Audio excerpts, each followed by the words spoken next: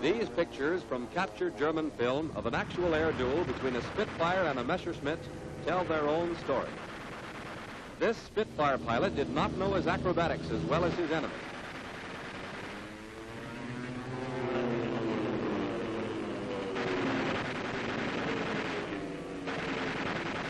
One brave Allied flyer will never have another chance to learn. It's too late to learn when you start playing for keeps. That's why acrobatics are essential to every military pilot. Here's an American pilot off to practice acrobatics. Let's see what he must remember to do. Before taking off in a dual control airplane, the pilot must fasten the safety belt in the other cockpit, release the controls, and check the airplane for loose objects which might cause trouble. Then he enters his own cockpit and checks that. He fastens the safety belt, making sure that it is secure and snug. There he goes, ready to practice the maneuvers which someday may help him shoot down his enemy. Because altitude is lost during most maneuvers, the safe pilot will climb well above the established limit. Easiest to perform and fundamentally a basic maneuver on which more difficult acrobatics depend is the normal loop. When the loop is well done, the airplane outlines a nearly perfect circle in the sky.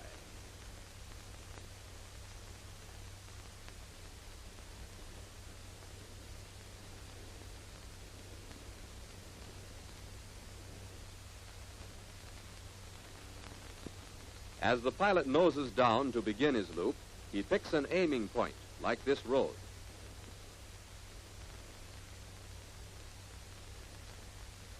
As he pulls up into his climb, he must keep his wings level and not fall off to either side.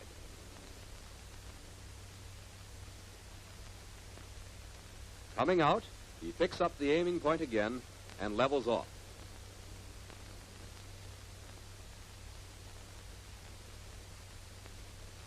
This time, we are going to show you all the actions involved in making a loop. Pick an aiming point or any other definite object. Move the stick forward and open up the throttle for the dive. This dive gives the airplane the speed it needs. When the airplane is traveling fast enough, move the throttle to the full advanced position and ease way back on the stick. Keep it back to start climbing. Increased pressure on the stick keeps the airplane on the arc of the circle. When approaching the peak of the loop, we hold the picture to show the position of the wing against the horizon. This position must be checked until you're sure the airplane is level. As soon as the airplane starts down, when there is no danger of stalling, retard the throttle to keep the engine from over-revving. When coming out of the loop, the airplane must still be headed for the aiming point. Advance the throttle to climb to the original altitude and then push the stick forward to resume normal flight. In performing the loop, here are the points of common errors. Failure to attain sufficient speed on the dive before the climb is started. Too much back pressure on the stick during the climb. This may lead to a stall. Retarding the throttle too early. This makes the airplane fall out of the loop. And lastly, errors in rudder use at any point in the loop. This results in failure to maintain the flight path in a vertical plane.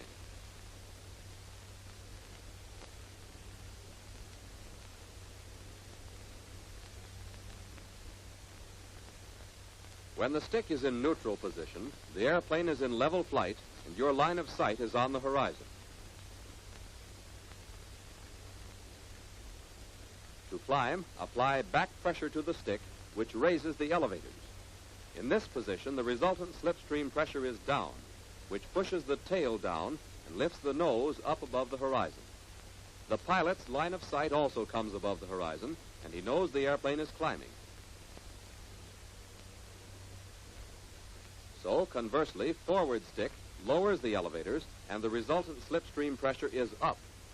Now, the pilot's line of sight is below the horizon, and the airplane is diving. A neutral stick will hold the plane at a constant angle of glide, while back pressure will return the airplane to level flight, which can be maintained by returning the stick to neutral and centering the controls. When the airplane is flying straight ahead and the rudder is neutral, the nose remains on one point of the horizon. To change direction to the left, rudder pressure is applied, which will force the tail to the right, yawing the plane to the left. Right rudder pressure, on the other hand, moves the airplane back along the horizon to the right. By neutralizing the rudder, the airplane once again is made to fly straight ahead.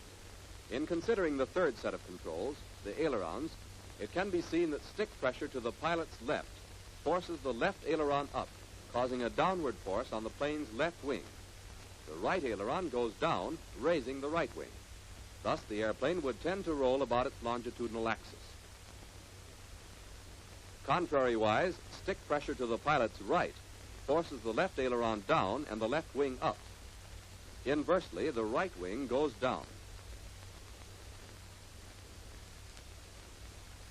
Now, if we were to cause the airplane to roll on its side in a vertical position so that the wings no longer support the airplane, continuing until the airplane is flying on its back, different problems of control effect will arise.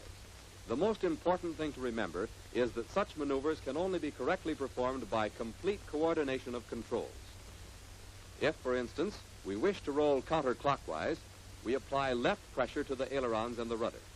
This coordination of control causes a motion to the left. As the airplane approaches the vertical position, this continued left rudder would cause the airplane to dive off to the left. To counteract this tendency, right or top rudder must be applied to hold the nose up. This must not be a sudden movement, but a blended change instead. The beginning application of left rudder and ailerons is just what we would have done for a simple turn to the left. Now, to arrest this turning action, we must also apply forward stick pressure for elevator action. As it is now approaching the same relative location the rudder has in normal flight, the elevator deviation will cause the airplane to react as the rudder usually does. Note that the flapping of the elevators in this vertical position is exactly like that of a rudder in normal flight. The continued application of these controls will cause the airplane to rotate further. Let us examine the situation at the moment of inverted flight. Compare the position of the control surfaces to that of the airplane in normal flight. You'll find that the ailerons and rudder are the same as if the plane were right side up. The elevators in this position serve now to keep the airplane from nosing down. But from the pilot's upside-down point of view, he is applying right rudder and forward stick. Let's continue our roll now. As the airplane approaches the vertical position again, once more top rudder must be applied, but now it is left rudder. At 90 degrees, the roll is nearing its completion, and you can see that the pilot uses left stick and rudder as he did at the start. As the airplane again approaches the upright position and normal flight is resumed, the forward stick pressure is released and both ailerons and rudder are neutralized. None of these were sudden control movements. All changes were effected by blending the pressures from one position to another. Acrobatic maneuvers cannot be correctly performed without perfect coordination of the surface controls.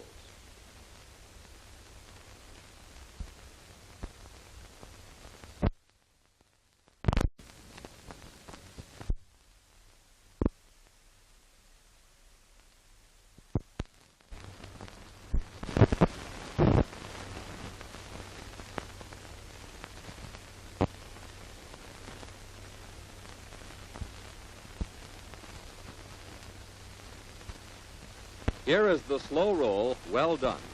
Note how the nose comes up slightly, and the airplane rolls over on its back, and then continues around again.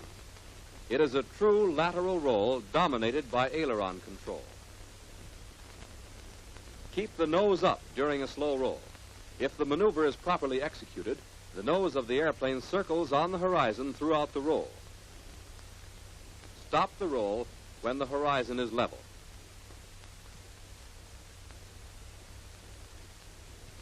To begin this maneuver, ease the stick to the side to start the roll. Apply an increasing amount of top rudder to keep the nose up.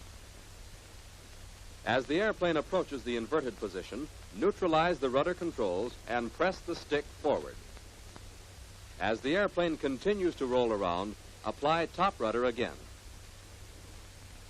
Ease off to neutralize both stick and rudder as normal flight position is approached. This stops the roll and enables you to resume level flight. This ribbon path of flight shows the points of common errors in the slow roll. Most common is an error in orientation. This occurs when the airplane is not rotated about a definite position. Failure to use top rudder in the vertical positions of the roll always causes trouble. Failure to hold the stick well over to the side throughout the roll also spoils this maneuver.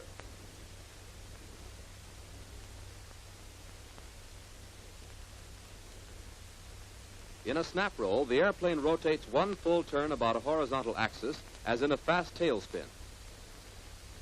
Keep the nose up for the snap roll and bring the airplane out with the horizon level.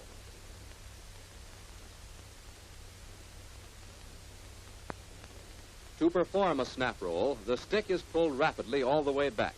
At the same time, full rudder is given to start the airplane rolling. Use the ailerons slightly if necessary. When nearing the level position, opposite controls are used to bring the roll to a stop. Since the airplane lost airspeed in the maneuver and is near stalling, the nose is lowered before resuming normal flight. In making snap rolls, the more common errors which may spoil the maneuver include too sudden and extreme use of the controls, too high speed during any part of the maneuver, and starting the recovery too late.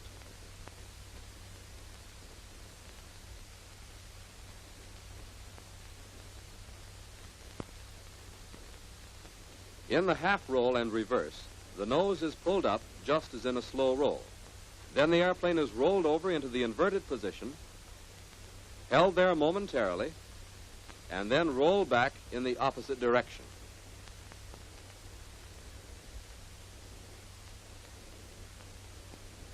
Remember, first roll the airplane to the inverted position.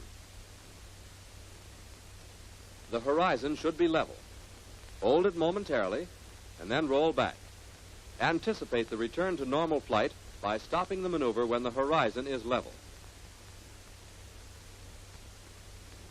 To make a half roll and reverse, the ailerons are used to roll the airplane over. Top rudder must be used to keep the nose up in a vertical position. Neutralize the controls as the airplane approaches an inverted position, keeping the stick forward to hold the nose on the horizon. Now move the stick to the opposite side to start the airplane rolling back. Again, use the top rudder to hold the nose up. Bring the stick and rudder back to neutral as the airplane moves into normal position.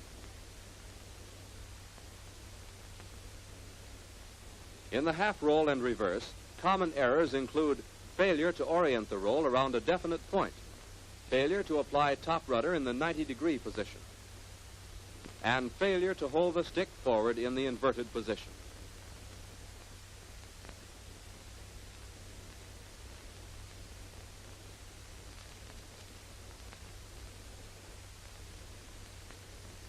The vertical reverse is a quick change from a steep turn in one direction to a steep turn in the other. The airplane movements are rapid but controlled.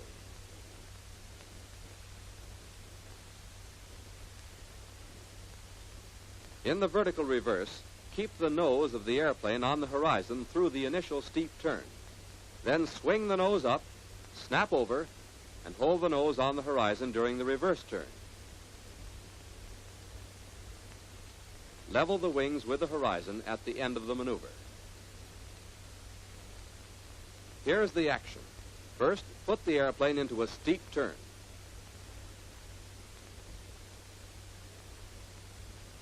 Then apply firm opposite rudder and pull the stick back and over in the same direction as the rudder. The airplane noses up and snaps over. Apply top rudder to keep the nose up. Then return the airplane to level flight.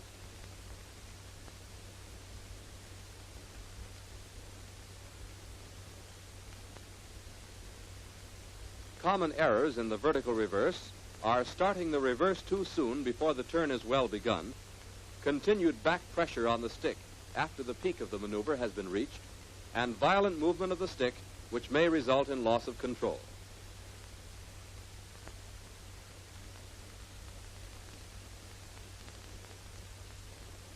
In an Immelman, the airplane reverses its direction completely. The maneuver begins with a longer dive than that used for a loop. The airplane actually goes through the first half of a loop and the last half of a slow roll.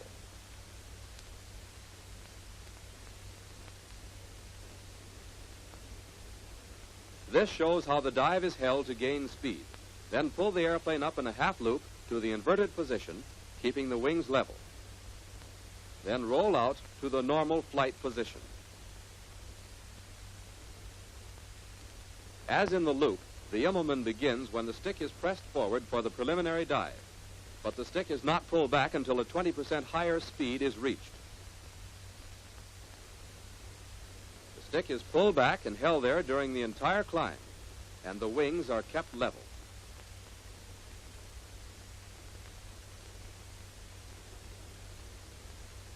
When the inverted position is reached, the stick is pressed forward and to one side to begin the half roll. Top rudder is applied throughout the vertical position in order to keep the fuselage level. Finally, the airplane is put back into level flight.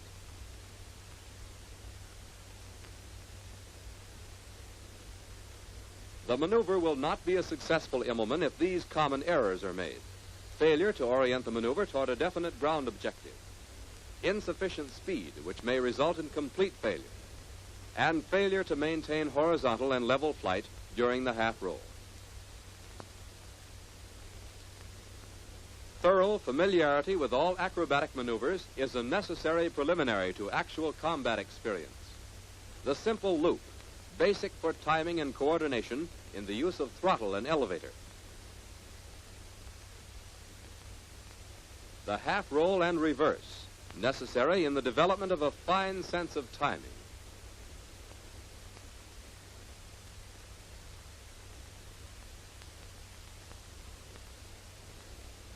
The Immelman, the lifesaver of the First World War, and still the best maneuver to reverse course and gain altitude simultaneously. The snap roll, dependent on split-second timing and control. The slow roll, essential practice for precision in aileron control. The vertical reverse, used instinctively to avoid collision or gunfire.